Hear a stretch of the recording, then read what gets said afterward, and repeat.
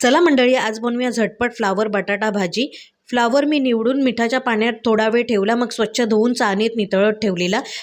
पॅनमध्ये 2-3 tablespoon तेल घालायचं, जास्त नाही घालायचं। फ्लावर बटाटा थोडासा परतून घ्यायचा आहे कलर बदलेपर्यंत।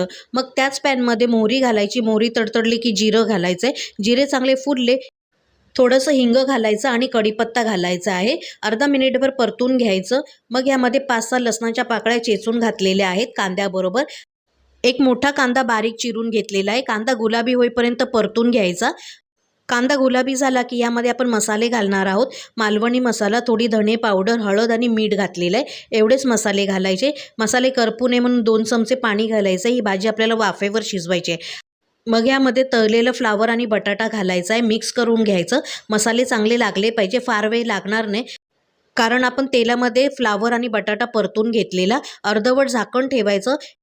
5-7 मिनटं भाजी स्लो गॅसवरती शिजवून घ्यायची आहे। झालेली आहे भाजी आपली। यावरती कोथिंबीर घालायची आहे।